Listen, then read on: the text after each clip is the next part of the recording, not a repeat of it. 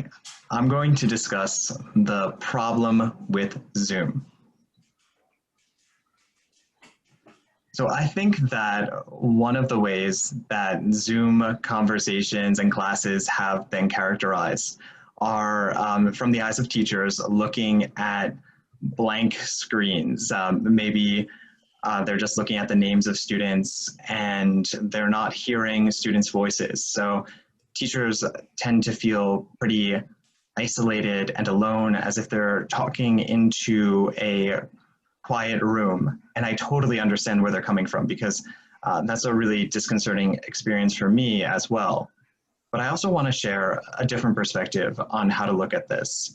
And I wanted to start by talking a little bit about an experience that I had this summer when I was a student in an AP Summer Institute. So all of the different AP institutes were online this year. And I joined one, and my goal was to learn about how to be an AP literature teacher.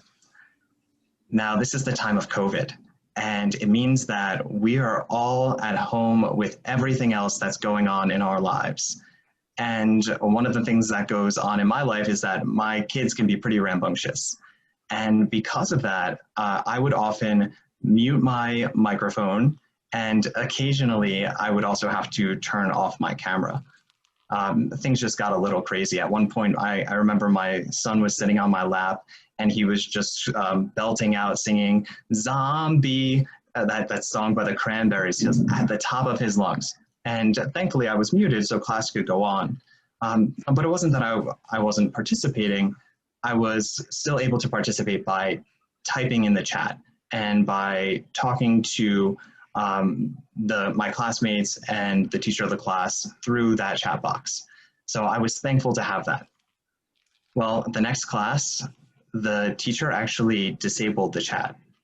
And she said that the reason she had disabled it was because she wanted more people to be talking and communicating. I entirely knew what she meant, because it is really quiet, and it can be really lonely, and it can be really troublesome and worrisome when you're a teacher and you feel like no one might be listening. But in that moment, what happened is that I lost my chance to speak. And that's something that I took with me to when I started teaching this year. One thing to remember is that students' homes aren't our classrooms. So if you're one of the teachers who are teaching solely online or teaching students in some type of hybrid capacity, we are guests a lot of times in students' homes, and they might not be comfortable with either us or their classmates seeing what's around them. Also, one thing that you never have to do if you're a student in a classroom is look at yourself. When you're a student in a real live classroom, you get to see everyone else. But just like we're all doing right now, when we're on Zoom, we're also faced with our own image.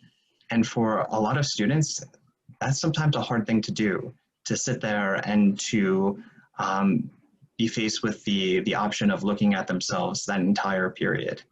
That might be difficult for some students. So I think it's worthwhile to remember that as teachers, this is not a normal time. And although it can feel a little isolating, everyone has their own story, and everyone has their own things that are going on in their homes.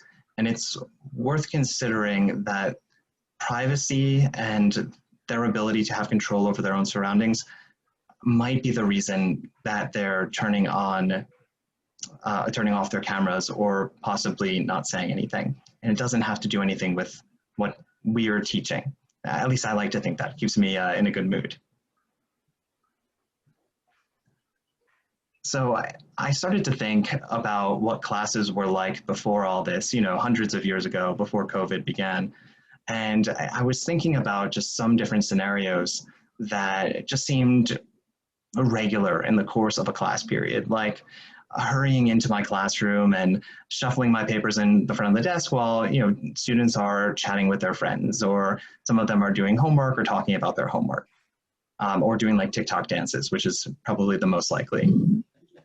And I thought about, during the lesson, sometimes when I'm talking, I know that students lean over to one another and they'll say something like, what did he just say? Or I didn't totally get that. And they'll rely on their classmates for help.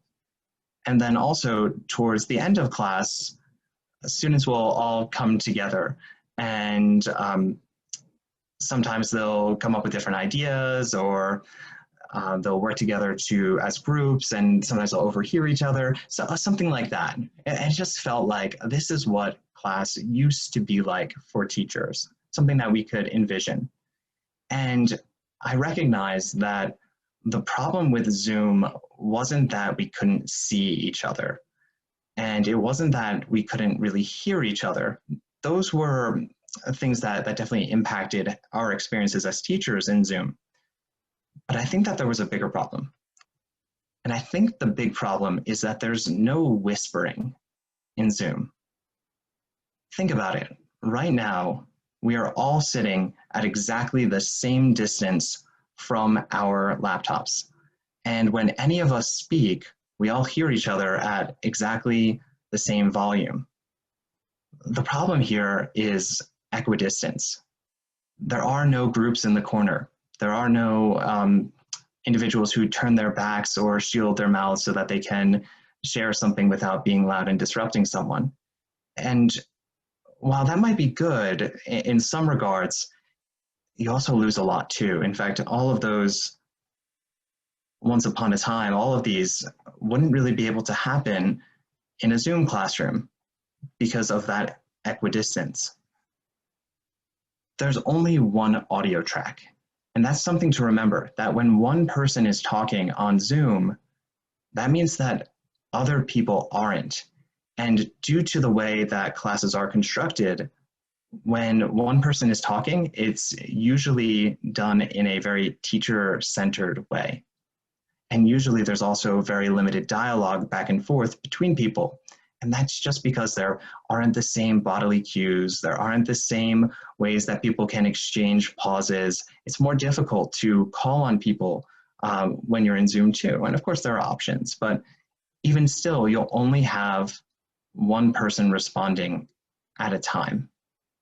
Now, some teachers like to use breakout rooms to foster additional conversations with their classes. And I think that's great because breakout rooms are a good way of creating those new audio tracks.